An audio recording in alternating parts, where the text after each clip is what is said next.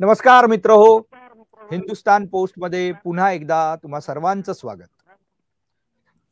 आत्ता नुकताच विधानसभा अध्यक्ष राहुल नार्वेकर यांनी शिवसेना उभाठा म्हणायचं नाही, शिवसेना उद्धव बाळासाहेब ठाकरे या पक्षाच्या विरोधात आमदार अपात्रता प्रकरणाचा निकाल दिला आणि त्याच्यावरून एक वादळ उठलं.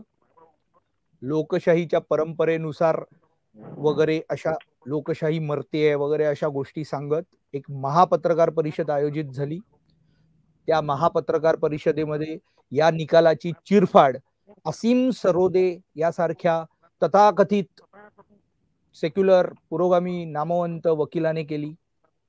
शिवसेना उभाठा परत चुकलं, माफ करा, शिवसेना उद्धव बाळासाहेब ठाकरे या पक्षाच्या काही नेत्यांनी केली.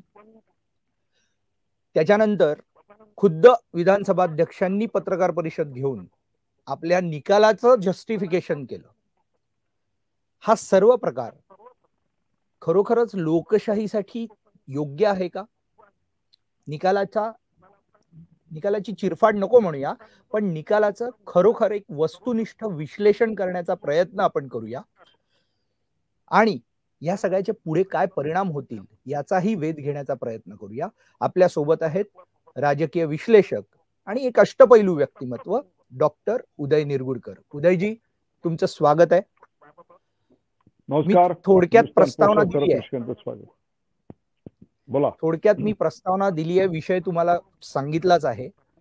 तुम्ही या निकालाकडे आणि एकूणच घडलेल्या या सगळ्या प्रकाराकडे कसं बघताय आणि या सगळ्याचे पुढे जाऊन परिणाम काय होणार आहेत याबाबत आम्हाला सर्वांनाच जाणून घ्यायचं आहे. आणि याचं राजकीय विश्वामध्ये जी काही चर्चा सुरू आहे, तुमच्या कानावरही बऱ्याच of the record, on the record चर्चा असतात, या सगळ्याकडे कसं बघायचं आणि ह्या सगळ्याचे परिणाम काय होणार आहे? महाराष्ट्राच्या विधानसभेच्या इतिहासामधला एक ऐतिहासिक खटला ज्याला आपण म्हणू किंवा सुनावणी म्हणू किंवा निकाल म्हणू त्याच्यावर मिळाला, ही गोष्ट नुकतीच पार पडली. सत्तारूढ पक्ष फुटला आणि सत्तारूढ पक्ष फुटला म्हणण्यापेक्षा सत्तारूढ पक्षातल्या एका पक्षावर त्याच्यातल्या एका गटानं हक्क सांगितला आणि तो हक्क साबित करताना त्यांच्यासोबत जी जनसंख्या होती ती सर्वाधिक होती आणि त्यामुळे तो पक्ष त्यांच्या नावावर जमा झाला, अशा स्वरूपाचं एक निकाल सर्वोच्च न्यायालयाने देताना सर्वोच्च न्यायालयाने चेंडू अनेक निरीक्षण नोंदवत हा विधानसभेचे अध्यक्ष राहुल नार्वेकर यांच्याकडे टोलवलेला होता. आता त्यांच्या समोर जे प्रश्न आले ते त्यांच्यासमोर अनेक पिटिशन फाईल झालेल्या होत्या. त्या सगळ्या पिटिशनचा लेखाजोखा मांडायचा म्हटला तर आपल्याला एक 4-5 तासाचा कार्यक्रम करावा लागेल. परंतु कार्यक्रमाच्या आपल्या वेळेची मर्यादा लक्षात घेता मी त्याचं थोडक्यात एक ग्रुप करून तुम्हाला मी सांगतो. हा जो पहिला ग्रुप आहे त्याच्यामध्ये 23 जूनला उद्धव बाळासाहेब ठाकरे यांचा जो शिवसेनेचा गट आहे त्याच्यातर्फे सुनील प्रभू यांनी एक पिटिशन फाईल केली आणि ती paragraph 2(1)A of the 10th schedule, हा सगळा जो दावा आहे तो घटनेच्या 10व्या शेड्यूल मधल्या 2A, 2B, 2C आणि 2D याच्या विरोधातच आहे.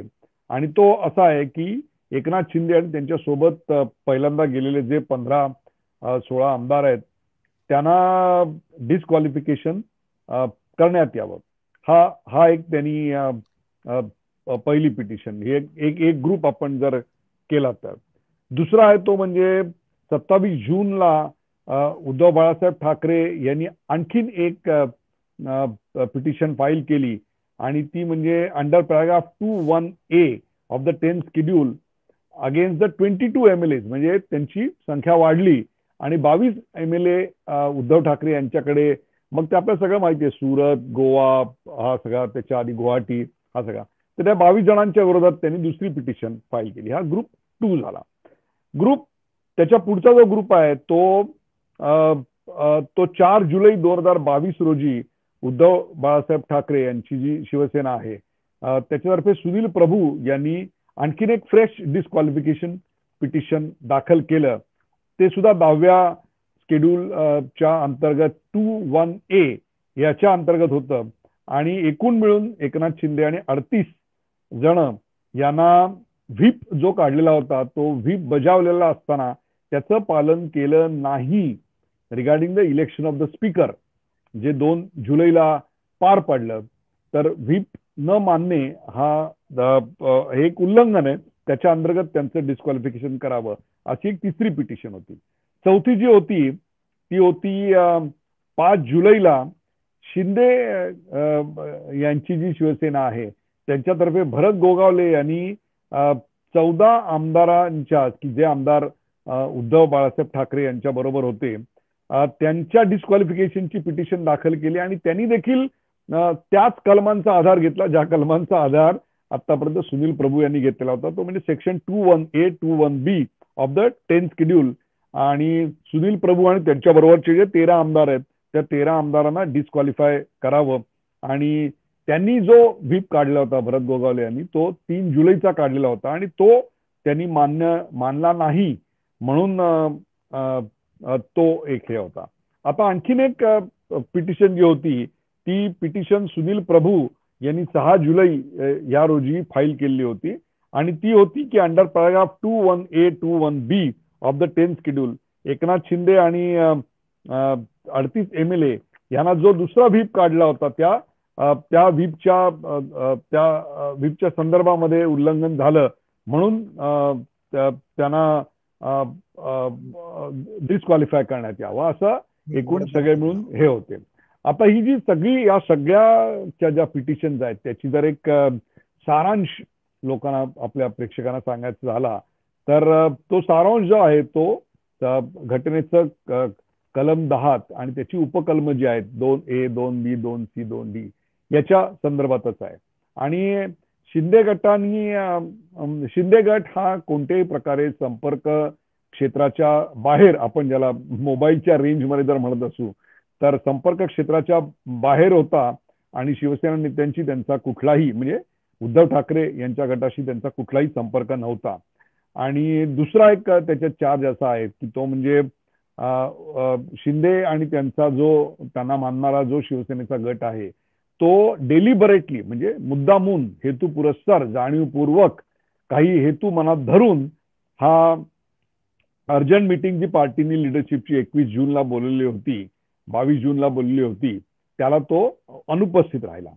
तिसरा जो चार्ज आहे तो म्हणजे शिंदे गटाने जे 21 जूनला रेझोल्युशन पास केलं of reappointing Eknath ji Shinde as the Shiv Sena legislative party leader and appointing Bharat Gogawale as the chief whip, हे इलिगल आहे असं एक मागणी करणारा तो एक हे होता.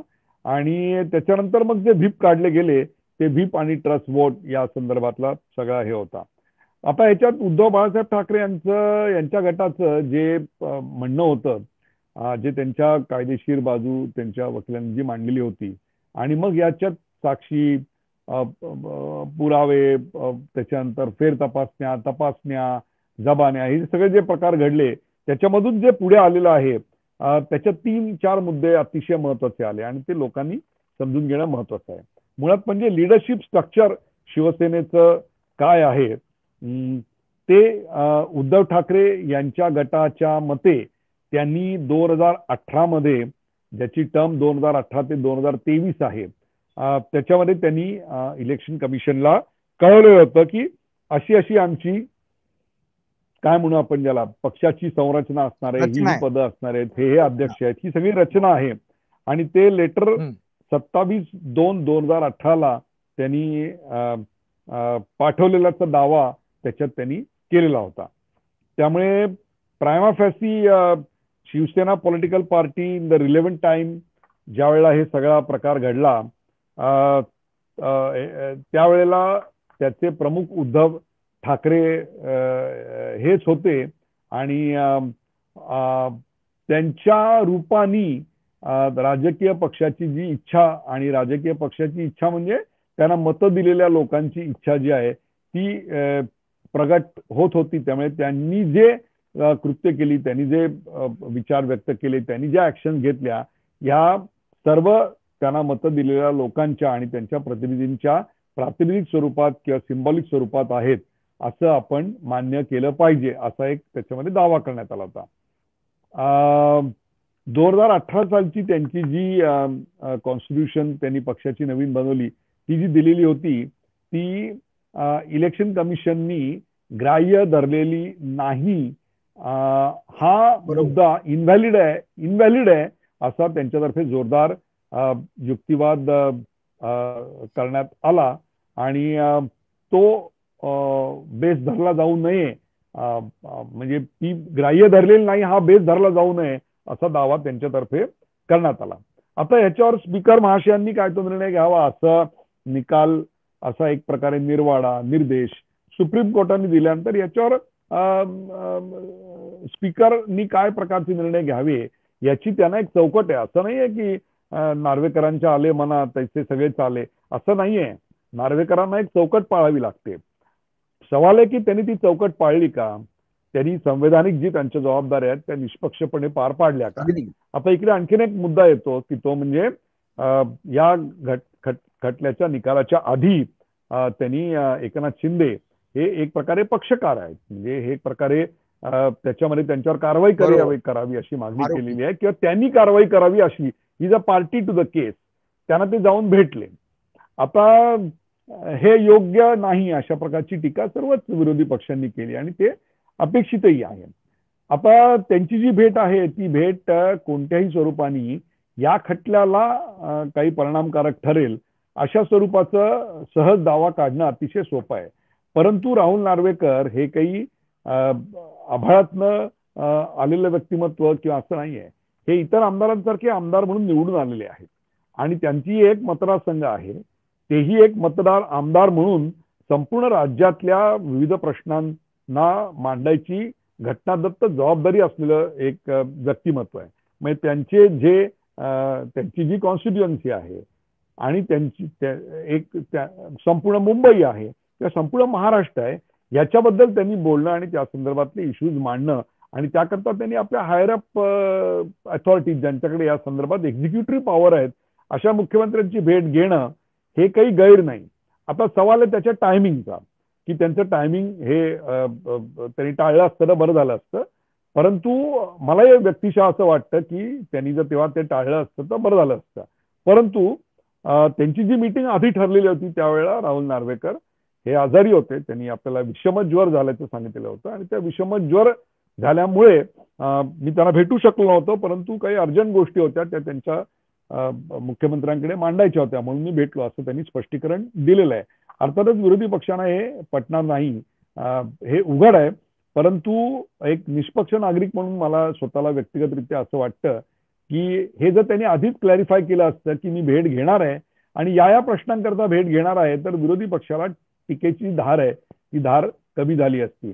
त्याच्यानंतर त्यांनी ते स्पष्टीकरण दिल्यानंतर मग त्याला उगीच एक काय म्हणू आपण ज्याला हवा मिळाली त्या प्रकरणाला आणि चुकीच्या दिशेने ही सगळी गोष्ट गेली. तो आरोप असा घेतला मी तुम्हाला तिकडे विरोधकांचा आरोप असा होता की त्यांना हे दाखवून द्यायचं होतं भाजप आणि राहुल नार्वेकरांना की निकाल हा भाजपच्याच बाजूनी लागणार आहे, म्हणजे थोडक्यात भाजपच्या म्हणजे शिंदेच्या बाजूनी लागणार आहे हे त्या भेटीतून दाखवून द्यायचं होतं आणि तो दबावाचा एक प्रकार होता असं काहीसा अर्थ विरोधकांनी काढला होता. बघा मागे ज्या वेळेला संसदीय कार्यमंत्री काँग्रेसच्या काळातले होते तेव्हा तर इतक्या विरोधी पक्षांच्या आमदारांचं निलंबन झालं होतं आणि नंतर निलंबन काही काळांनी मागे घेतलं होतं की गमतीनं ते स्वतःच म्हणायचे की माझ्या उजव्या ड्रॉवरमध्ये निलंबनाच्या ऑर्डर्स लिहिलेल्या असतात, फक्त त्याच्यावर नाव टाकायचं, सही करायची आणि टाळून द्यायची आणि मग नंतर जेव्हा 2-3 दिवसांनी प्रकरणावर पडदा पडायची वेळ तेव्हा डावा ड्रॉवर उघडायचा आणि निलंबन मागे घेतल्याची कारवाईचं जे पत्र होतं त्याच्यावर ते नाव टाकायचं आणि त्याचं निलंबन मागे घ्यायचं. त्यामुळे लोकशाहीमध्ये या गोष्टी चालत असतात. परंतु त्यांनी भेट घेणं हे गैर आहे का, तर त्यांनी ते गैर अजिबात नाही. परंतु मला व्यक्तिशः असं वाटतं जर जायच्या आधीच त्यांनी प्रेसमध्ये येऊन सांगितलं असतं किंवा बाहेर मुख्यमंत्र्यांना भेटताना तर प्रेस तिकडे 24 तास असतेच, त्यांच्याकडे जर क्लॅरिफाय केलं असतं की माझ्या मतदारसंघाचे आणि माझे असे प्रश्न घेऊन मी त्यांना भेटतोय. ते आधी बोललेत की नाही ते पुढे आलेलं नाही, किंबहुना ते भेटले नसावेत असं गृहीत धरायला जागा मात्र आता भरपूर आहे. आता हे जे सगळे आरोप आणि या ज्या सगळ्या गोष्टी झाल्या उदयजी मी तुम्हाला इकडे एक थोडासा अजून प्रश्न हे करतो की जो काही अंशी विरोधकांच्या बाजूनी पण विचार करून मी सांगतो की त्यांचा एक मुद्दा असा होता की जर भेटायचंच होतं तर जाहीरपणे भेटण्यापेक्षा इतर विधानसभा अध्यक्ष आहेत ते, त्यांनी बोलावलं असतं तर मुख्यमंत्री पण आले असते. विधानसभा अध्यक्षांचं महत्व जे आहे ते त्यांनी कमी केलं का, त्या पदाचं हे कमी केलं का? तर तुम्ही जसं म्हणता आमदार म्हणून कार्य ते भेटायला जाणं, हा जो एक मुद्दा होता की विधानसभा मला असं वाटतं की ते त्याच्यामध्ये there is a very thin line between the two, but there is a clear distinction between the two. ते त्यांना विधानसभा अध्यक्ष म्हणून जर काही गोष्टी भेटू इच्छित असतील तर त्यांना ते मुख्यमंत्र्यांना बोलवून घेऊ शकतात, ही वस्तुस्थिती आहे. परंतु ते आमदार म्हणून जात आहेत, त्यांच्या आमदार संघातले काही प्रश्न आहेत, मुंबईच्या काही प्रश्न मांडायचे आहेत, राज्याच्या काही प्रश्नांकडे त्यांचं लक्ष जर वेधायचं असेल तर असं वाटतं की इकडे लक्ष कमी पडतंय, हे अन्याय आहे, ही गोष्ट चुकीची घडते की याकडे सरकारने जास्त लक्ष केंद्रित केलं पाहिजे, या प्रश्नात तातडीने प्राथमिक पावलं उचलली पाहिजेत. तर त्याच्यात काही गैर आहे असं मला वाटत नाही. यापूर्वी देखील अशा गोष्टी अनेकदा घडलेल्या आहेत. त्यामुळे what he did is not unconstitutional. मला असं वाटतं की त्यांनी जर जायच्या आधी स्वप्नीलजी जर ही गोष्ट लक्षात घेऊन की ही गोष्ट ज्वालाग्राही असू शकते त्याच्या आधीच जर त्यांनी या गोष्टीचं स्पष्टीकरण दिलं असतं तर कदाचित विरोधी पक्षांना ती संधी मिळाली नसती. सध्याचं राजकीय वातावरण हे इतकं दूषित झालेलं आहे की छोट्याशा गोष्टींना सुद्धा कशातनं काय निघेल काही सांगता येत नाही. त्यामुळे त्याची काळजी घेणं ही अत्यंत गरजेची गोष्ट आहे. आता विधानसभेच्या अध्यक्षासमोर जे सगळे विषय आलेले होते स्वप्नीलजी, त्या विषयांवर त्यांनी त्यांचं जे त्याला जर निकाल द्यायचा होता त्याला घटनेची चौकट आहे. ते राहुल नार्वेकरांच्या मनात आलं म्हणून त्यांना करता आलं असं काही त्यांना करता येत नाही. ज्या सुप्रीम कोर्टाने त्याला निर्देश दिलेले होते की तुम्ही दोन्ही बाजू ऐकल्या पाहिजेत, त्यांची वर्षन्स रेकॉर्डवर घेतली पाहिजेत, त्याच्यानंतर या दोघांच्या ज्या कॉन्स्टिट्यूशन्स आहेत त्या तपासून पाहिल्या पाहिजेत, त्याच्यानंतर या संदर्भातले जे काही घटनात्मक तरतुदी आहेत त्या लक्षात घेता तुम्हाला निकाल द्यावा लागेल. आणि हे सगळं लक्षात घेऊन त्यांनी याच्यावर एक डिटेल अत्यंत अशा स्वरूपाची इन्क्वायरी ज्याला आपण म्हणू जाबजबान्या वगैरे सगळ्या त्याची नोंदी त्यांनी त्याच्या ठेवलेल्या होत्या. आणि मग या दोन्ही बाजू समोर आल्यानंतर त्यांनी त्यांचा निकाल एक प्रकारे दिलेला आहे की जे लिडरशिपचा इश्यू होता, व्हीपचा इश्यू होता, डिस्क्वालिफिकेशनचा इश्यू होता, पक्ष याचा इश्यू होता, हे सगळे प्रश्न एक एक आपण जेव्हा येतील तेव्हा त्याच्यावरची स्पष्टीकरण मी देईन. अगदी उदयजी मला मी पुढचा प्रश्न विचारतो. म्हणजे मला तुम्ही थोडक्यात जे सांगताय की त्यांनी जे अध्यक्षांनी जो निर्णय घेतला तो योग्य जरी असला तरी पण मला एक सांगा, अध्यक्ष ज्या पदावर ज्या ठिकाणी बसून निर्णय देत होते ते एक प्रकारे न्यायमूर्तीचं पद, म्हणजे न्यायमूर्ती समकक्ष म्हणूनच अध्यक्षांनी हा निर्णय दिला सुप्रीम कोर्टाच्या गाईडलाईन नुसार, चौकटीनुसार, बरोबर. मला एक सांगा की कोणता न्यायमूर्ती आपण दिलेल्या निकालाचं जस्टिफिकेशन केवळ विरोधकांच्या किंवा अशा आरोपांनंतर करतो, म्हणजे त्यांनी प्रेस घेऊन जे काही नंतर क्लॅरिफिकेशन दिलं ते योग्य की अयोग्य, ह्याकडे कसं बघताय? नाही, मी काय हे अयोग्य आहे वगैरे असं काही म्हणणार नाही. ही एक वेगळी प्रथा त्यांनी, एक वेगळा मार्ग त्यांनी चोखाळला एवढं फक्त मी म्हणेन या संदर्भात. यात त्यांनी केलं ते गैर आहे, अनकॉन्स्टिट्युशनल आहे असं काही मला प्रामाणिकपणे अजिबात वाटत नाही. आणि जनतेच्या न्यायालयात जे सगळे प्रश्न सुटणार असतील तर मग विधानमंडळ पाहिजेच कशाला, सुप्रीम कोर्ट पाहिजेच कशाला, रस्त्यावर जर सगळे प्रश्न सोडवायचे असतील आपल्याला तर न्याय व्यवस्था कशाला पाहिजे, असे अनेक प्रश्न उपस्थित राहू शकतात. त्यामुळे फार तर त्यांनी एक वेगळा मार्ग चोखाळला आणि स्वतःची बाजू समोर आणली. जेव्हा त्यांच्यावर अशा प्रकारची सगळी टीका झाली आहे, अत्यंत काय म्हणा आपण त्याला जोरदार टीका करण्यात आली, त्यावेळेला त्या पदाची गरिमा, त्या पदाची शान किंवा त्या पदाचं म्हणून एक स्पष्टीकरण जे होतं, वैयक्तिक राहुल नार्वेकर यांच्यावरची टीका तुम्ही सोडून द्या, परंतु ती विधानसभेच्या अध्यक्षावर, त्याच्या निवाड्यावर, त्याच्या सगळ्या याच्यावर झाली आहे, त्याचं स्पष्टीकरण त्यांनी देणं याची तशी आवश्यकता जरी नसली तरी ते दिलं म्हणून ते फार चुकलं.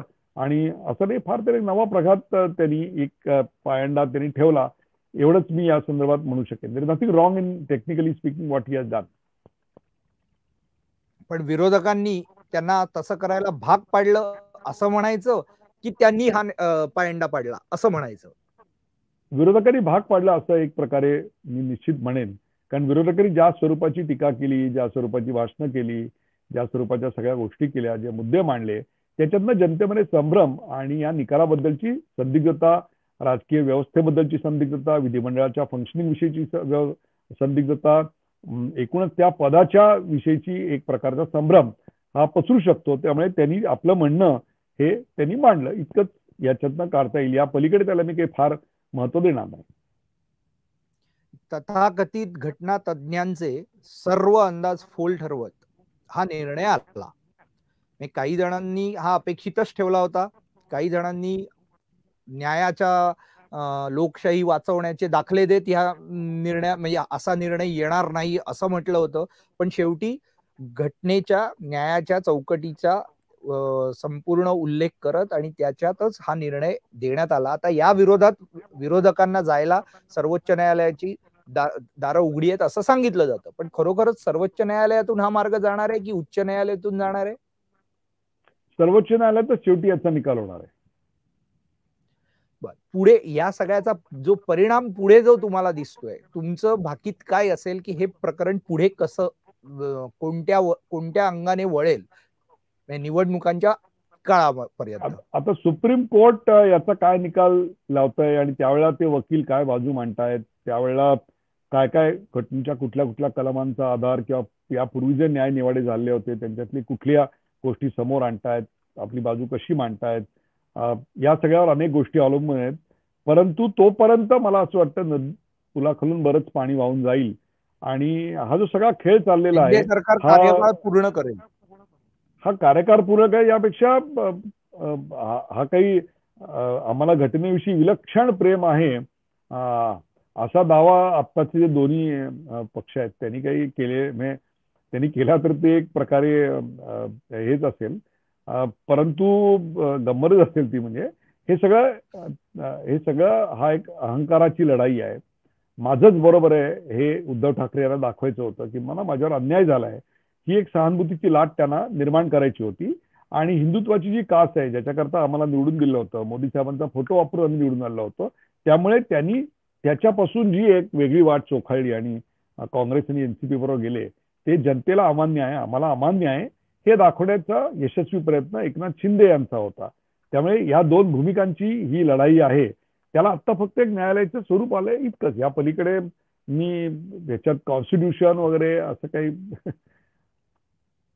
एक जाता जाता मी छोटासा प्रश्न विचारतो. राजकीय वर्तुळामध्ये ज्याची चर्चा आहे ती म्हणजे उद्धव ठाकरे गटाला जी गळती लागली आहे आणि या निकालानंतर जी धोधो प्रमाणात गळती लागेल अशी जी एक भीत केली जात होती, म्हणजे सांगितलं जात होतं की आता सगळेच बाहेर पडतील, केवळ 3-4 आमदार राहतील वगैरे असं जे भाकीत होतं, ते रोखण्याकरताची ही खेळी होती का? जनता महापत्रकार परिषद तुम्हाला तीन चार आमदार म्हणायचे का 2 आमदार म्हणायचे?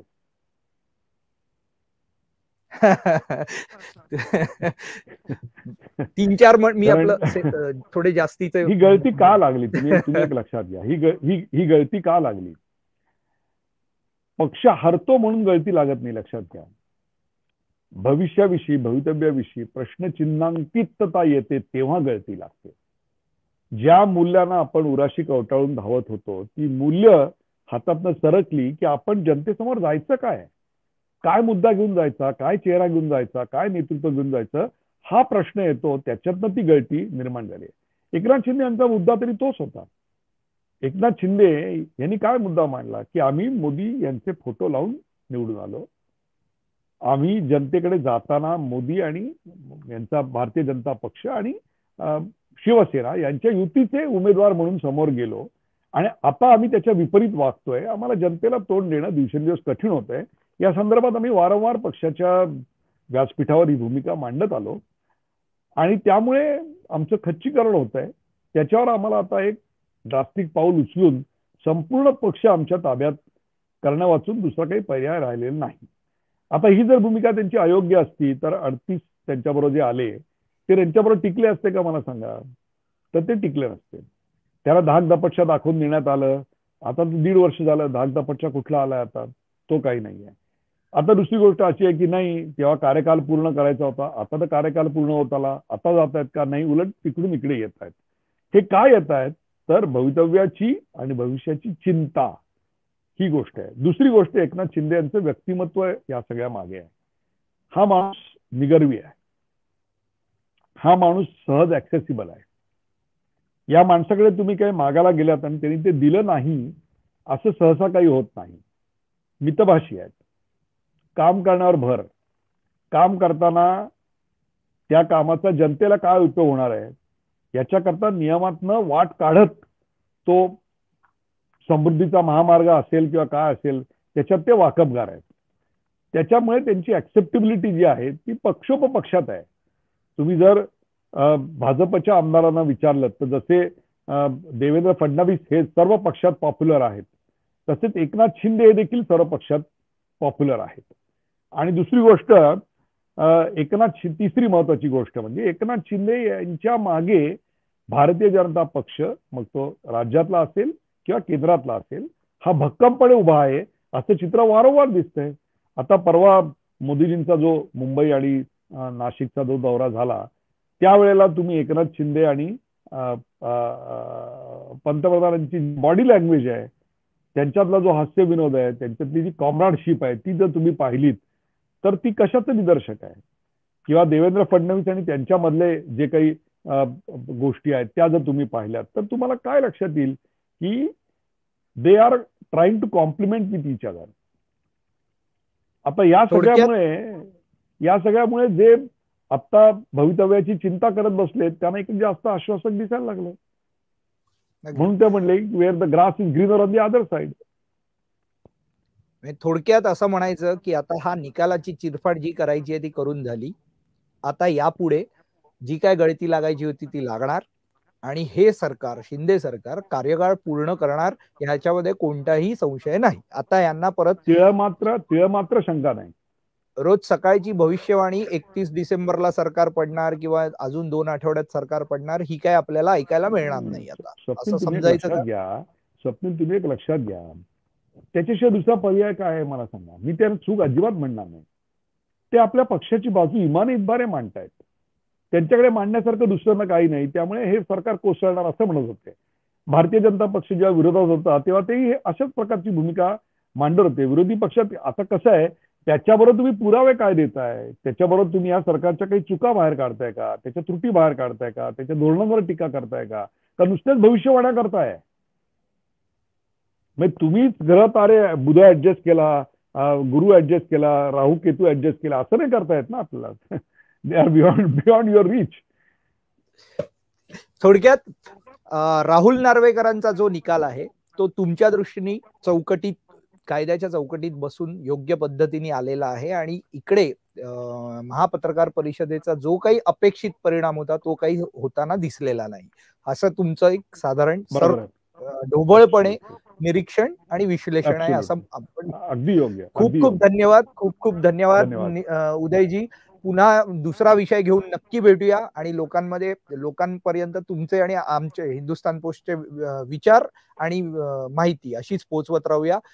तुम्ही सर्वांनी हिंदुस्थान पोस्टचं युट्यूब चॅनल सबस्क्राईब करायला विसरू नका, लाईक करा आणि कॉमेंट्सही करायला विसरू नका. धन्यवाद.